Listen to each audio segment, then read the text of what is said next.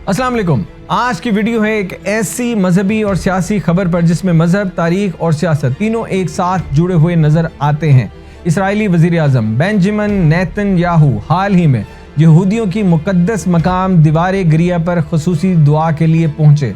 ये वो मकाम है जिसे वेस्टर्न वॉल भी कहा जाता है और यहूदियों के अकीदे के मुताबिक यहाँ दुआएं कबूल होती हैं।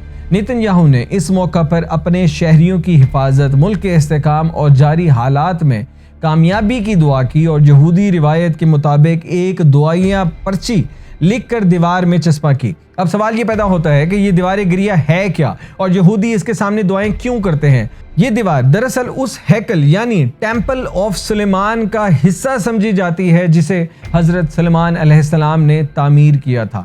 पहला हैकल बाबल के बादशाह बख्त नसर ने तबाह कर दिया, बाद में दूसरा हैकल बनाया गया था, मगर वो भी रूमी शहंशाह टाइटस के हुक्म से मुकम्मल तौर पर मिस्मार कर दिया गया था। रोमियों ने सिर्फ एक दीवार बाकी रहने दी और यही दीवार आज दीवार गिरिया कहलाती है। यहूदियों का अकीदा है कि ये दीवार इलाही कबूलियत की जगह है, जहां पर रोने, दुआ करने और दुआइया पैगामात चिस्पा करने से दुआएं बराह रास्त ऊपर पहुंचती हैं।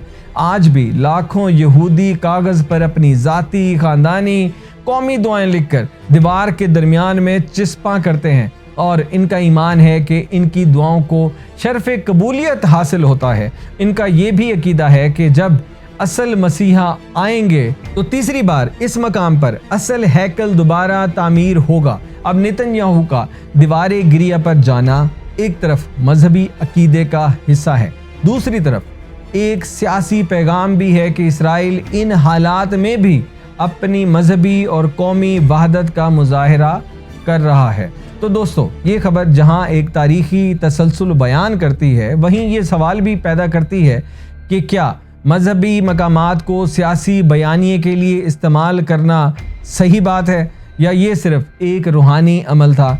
नेतन्याहू की इस प्रैक्टिस पे अपने कमेंट ज़रूर दीजिएगा। चैनल को सब्सक्राइब कीजिए। जहां रहिए खुश रहिए। अल्लाह हाफ़िज़।